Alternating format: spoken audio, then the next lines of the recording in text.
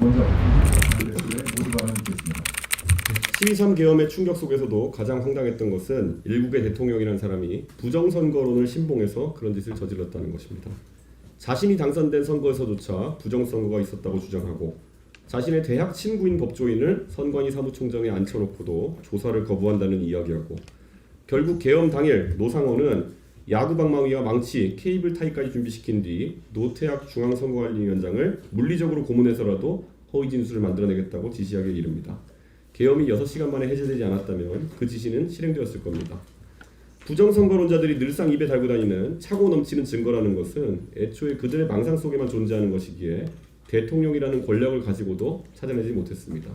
군인들을 출동시켜 선관위에서 뭘 털어야 되는지도 몰랐기 때문에 서버 사진이나 찍고 접속 한번 못하고 철수한 것이 계엄의 민낯입니다. 사람을 고문해서 증언을 조작하겠다는 것이 계엄의 실체였습니다. 2020년 4월 국회의원 선거가 있은 지 6년이 되어갑니다. 그 사이 제기된 선거 무효, 당선 무효 소송 126건은 단 한 건의 예외 없이 전부 기각되었습니다. 대법원은 2년이 넘는 재판기간 동안 부정선거를 실행한 주체가 존재했음조차 증명하지 못했다라고 못 박았습니다. 일장기니, 배춧잎이니, 형상기억종이니 하는 것들 전부 법원에서 논파되고 과학적으로 부정되고 사법적으로 종결된 이야기입니다. 그런데도 부정선거론자들이 음모론을 통해 얻고자 하는 바는 명확합니다. 국가 시스템에 대한 신뢰를 무너뜨려 자신들의 정치적 이익을 취하고 그것을 통해 정치적 영향력을 이어나가려는 것입니다. 이 문제에 있어서 보수진영 전반은 비겁했고 때로는 거기에 편승하려는 움직임마저 보였습니다. 진보진영은 보수진영이 거짓 담론에 허덕이는 것을 즐기는 듯 방관했습니다. 오로지 개혁신당만이 이 문제에 대해서 처음부터 일관되게 부정선거론의 비논리성과 해악성을 주장하고 맞서왔습니다. 이번에 전한길이란 예명을 쓰는 전유관 씨가 제가 한 토론 제안에 대해서 4대4로 하겠다고 하면서 본인이 전문가를 불러오겠다는 이해하기 어려운 말을 합니다. 음모론의 전문가가 어디 있습니까? 전문적으로 거짓말하는 사람이 있을 뿐입니다. 저는 혼자 임하겠습니다. 전유관 씨가 4명이 아니라 40명을 데려와도 괜찮습니다. 126건의 소송이 전부 기각된 사안에서 거짓말과 헛소리를 4명이 하든 40명이 하든 주장이 강해지는 일은 없을 것이기 때문입니다. 조속한 시일 내에 전유관 씨와 공개 토론회를 갖겠습니다. 부정선거론자들의 추태를 한 번에 종식시키는 자리를 만들겠습니다. 생각합니다. 지금 저는 보수 정치에 가장 안타까운 게 뭐냐면은 내 주지층이 어딘가와 주장하는 바가 너무 다른 거예요.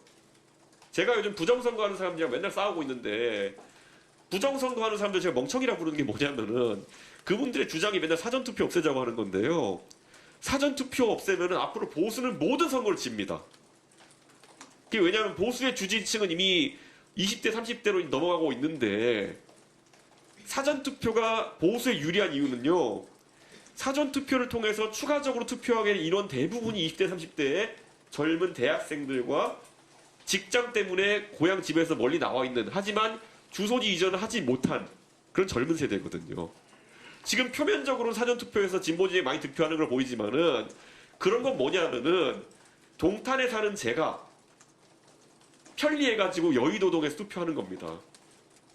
그게 이제 지금 많아 보이는 화이트 칼라의 대다수의 사전투표이고 제가 만약 사전투표를 못하게 되면 전 동탄 가서 하면 됩니다. 투표일에.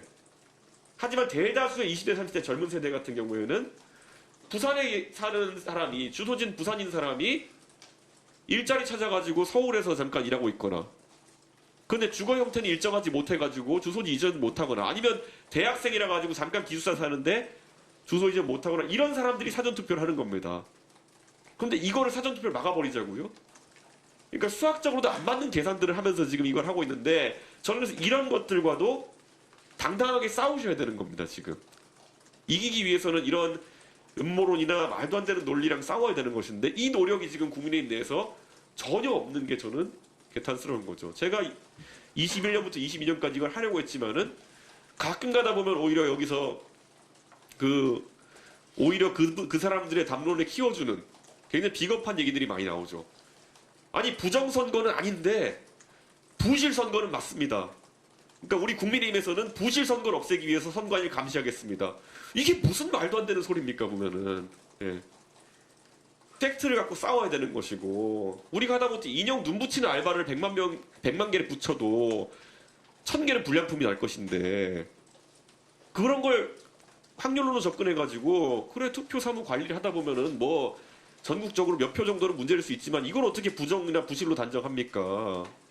이거는 전혀 그런 식으로 국가기관의 신뢰를 훼손시킬 게 아니라 부정선거는 없다를 갖고 싸우고 그래서 그런 사람들을 무찔러야 되는 것인데 그거 질질 끌다 벌써 6년째입니다 지금. 정작 중요한 선거가 다가오면은 그 사람들 눈치 보다가 아무 소리 못하고 정작 그 부정선거 때문에 기세등등하던 윤석열 후보도 나중에 가면 사전투표하자 운동을 하게 되어 있고 이런 비겁함의 연속을 가지고 지금 선거를 치르려고 하니까 합리적인 유권자 입장에서는 도대체 뭘 하는 거냐 이런 생각을 하게 되는 거겠죠. 저는 그래서 오늘 제가 이렇게 발제를 드리는 이유는 아마 지금 이 안에서 여기 계신 많은 분들이 오히려 이런 보수 혁신에 대한 개념을 고민하고 계실 텐데 맛있는 거 먹으려면 장을 비우는 단계가 제일 먼저입니다. 예. 뷔페를 가가지고 맛있는 거 먹으려고 그러면 진짜 장을 비워야 되는데 어느 누구도 장을 비우는 일에는 혁신적인 고민을 안 하고 계시는 것 같아가지고 그거를 좀 하는 모임이 됐으면 좋겠다라는 생각 때문에 이런 말씀을 드리고 자 누가 너 떳떳한데 오픈하자잖아요 전부 다. 예. 업무원이라 치부하고 덧벌리는 사람들이 그자가 범인들이죠.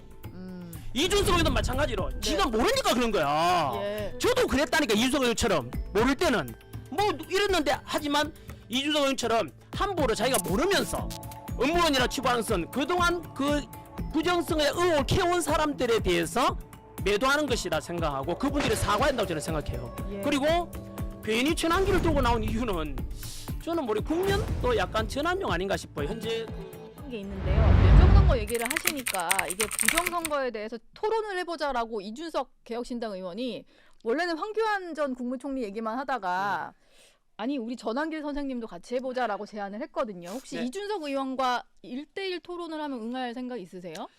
토론이라는 것은 예. 오늘처럼 이렇게 정치 주제를 가지고 옳으니 그러니 또는 가치에 대한 문제는 토론해야 되죠. 국민들이요 이게 옳겠습니까 이게 옳겠습니까에 대해서 네. 가치 문제입니다. 이거는.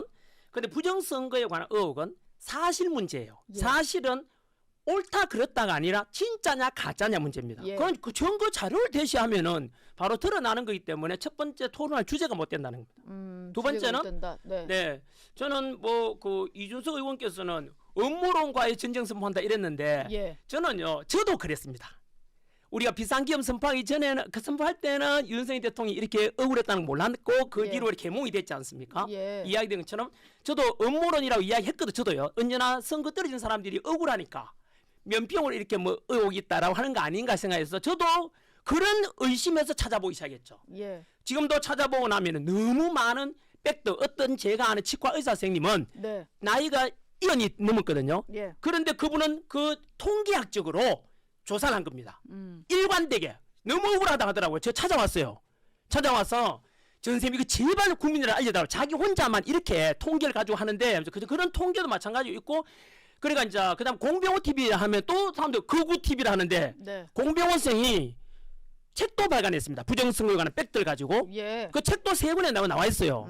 그러면은 그 의혹이 만약 진짜 음모론이라면 선관위에서 고발하라고 네. 공병호를. 예. 이거 왜냐? 음모를 왜 이렇게 허위 사실 유포하느냐? 고발하라고 그만. 자 여기 저는 2030 세대 여기서 저는 판단할 거라 봐요. 네. 자 누가 너 떳떳한데 오픈하자잖아요. 전부 다. 예. 음모론이라 치부하고 덧벌리는 사람들이 그자가 범인들이죠. 이준석 의원도 마찬가지로 지가 모르니까 그런 거야. 예. 저도 그랬다니까 이준석 의원처럼 모를 때는 뭐 이랬는데 하지만 이준석 의원처럼 함부로 자기가 모르면서 업무원이라 치부하는 것은 그동안 그 부정성의 의혹을 캐온 사람들에 대해서 매도하는 것이다 생각하고 그분들이 사과해야 된다고 저는 생각해요. 예. 그리고 괜히 전환기를 들고 나온 이유는 저는 우리 국면도 약간 전환용 아닌가 싶어요. 현재 그 개혁신당 안에 허은하인가 뭐 그 허은하 같이 대표. 예, 뭐 네. 분당 위기 있던 것 같은데 지금 보니까 거의. 예. 뭔가 국면 전환용으로 네. 부정선거를 또 끌어들인 거다. 네. 장시간 저희가 뭐 선거 관련 얘기도 했는데 일단 정반대의 의견을 갖고 계신 분도 뭐 대표적인 게 이준석 의원인 것 같은데 모셔서 따로 좀 얘기를 들어보겠습니다. 일단 토론에는 고맙긴 해요. 왜냐하면 부정선거 의혹도 이야기했으니까 예. 국민들이 관심을 가지겠죠. 네. 대통령 얘기를 좀 하고 마무리를 해볼까 하는데 어제 검찰 특별수사본부에서 대통령을 구속 기소를 했습니다. 현직 대통령의 구속 기소는 처음인데요. 네. 어떻게 좀 보셨어요? 네, 그거에 대해서 예. 뭘또 쓰신 게 글 하나 있어요? 읽어드리겠습니다. 예.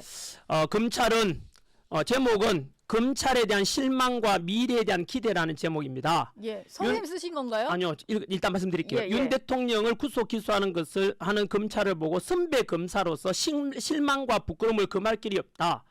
검찰은 수사 절차의 적법성을 확보하고 피해자의 인권을 보장하기 위해 출연한 공익적 수사 지휘기관입니다. 공수처의 내란죄 수사권 여부, 체포와 구속 영장의 적법성 등 여러 가지 문제도 불구하고 공수처가 송부해온 그대로 구속 기소한 검찰이 자기의 존재의 가치를 스스로 포기한 것입니다. 시간이 흘러가면 훗날 불법 수사에 관여했던 사람들은 반드시 응분의 책임을 지게 될 것입니다. 예, 뭔지 아십니까? 누가 쓰신 글일까요? 바로 전 중앙지검장 성함이 유창종 예, 전 중앙지검장께서 네. 그 구속 결정한 걸 보고 네. 너무나 안타까워서 후배 검찰들에게 이러면 안 된다에 대해서 지적한 겁니다. 지금 뭐 검찰 뭐 법조계 내부에서도 의견은 조금 분분한 것 같은데 네. 그 말로 좀 대신하시겠다 이렇게 좀 이해를 하면 되겠지요? 네. 예. 마지막 질문으로요. 마지막은 아니면 한 2개 정도 남았는데요. 일단 궁금한 게 하나 있는데 갑자기 좀 정치권에서 목소리를 내시고 네. 호응을 하는 뭐 원래도 이제 젊은 층의 지지를 많이 받으시는 일타 강사이시지만 네. 2030의 응원을 많이 받고 계셔서 혹시 이러다 정치하시는 거 아니야 이런 생각이 들었는데 좀 일찌감치 뭐 정치 뜻 없다 대선 출마 뭐 이런 얘기 뭐 그런 생각 없다라고 하셨어요. 근데 실제로 현실 정치는 관심 없으세요? 네, 저는 국회의원이나 대통령 같은 선출직에 나가지 않습니다. 그래서 2030 세대들을 위해서 제가 욕먹으면서도 오죽하면 지난 길이 나왔겠냐 해서 진실을 알려지고자 하는 일이고 예. 이것을 향후 이 일을 계속할 겁니다. 그래서 저는 국민 2030 세대 이것이 올바른 길이다. 대한민국이 나아야 될 바른 길이다. 이다 아젠다를 제시해주고 예. 그런 것에 대해 이끌어가는 선생으로서 역할을 할 겁니다. 도산 안창호 선생이 꿈에라도 거짓말하지 말라고 했듯이 저 역시 마찬가지로 제가 이익을 얻으려고 한다면 거짓말해야 되겠지만 저는 예. 이익을 얻고자 한 게 없습니다. 손해봐가면서도 청년들을 위해서 내 가르친 제자들을 위해서 모든 것을 그냥 있는 그대로 알려주고 네. 올바른 판단하는 데 도움을 주고 싶은 그런 야망이 있습니다. 이제 진짜 마지막으로요. 네. 대통령의 어떤 탄핵 소추 이후에 보수 지지세가 결집이 되면서 정당 지지율도 올라가고 대선 주자 같은 경우에도 최근에 보면 이재명 대표랑 붙었을 때 뭐 동률이 나오기도 하고 심지어 뭐 하여튼 접전을 벌이는 걸로 많이 나오고 있어요. 전환길 강사님이 직접 정치는 안 한다고 하셨지만 지금 차기 주자로 거론되는 사람 중에 좀 눈여겨보는 후보가 있으실까요? 뭐 현재 당장 드러난 거는 뭐 우리 오세훈 시장이나 그다음에 뭐 김문수 그다음에 또 원희룡 또 그리고 뭐 지방 지자체장 중에서는 이철우 그 지사도 경북 지사도 있어요. 예. 그래서 있고 그 외에 아직은 덜 드러났다 생각. 더 많아지면 좋겠어요. 그래서 이렇게 많이 모여가 나중에 경선에서 국민들의 지지를 받는 사람이 후보되면 좋겠고 또 제3의 후보가 나올 수 있다고 생각하거든요. 네. 노무현 대통령이 처음 나올 때도 지지율 5% 2%밖에 안 됐어요. 하지만 네. 국민들이 알고 난 뒤에 야 이거다 우리 지도자를 해서 노무현 그 당시에 열풍이 일어난 것처럼 네. 저는 더 젊은 또 지도자가 나타날 수 있다고 생각해요. 2030 세대들에게 바로 이런 21세기형 합리적이고 실리적이고 첨단 디지털 대한민국의 새로운 아젠다를 제시하는 이런 지도자가 저는 나올 수 있다고 생각합니다.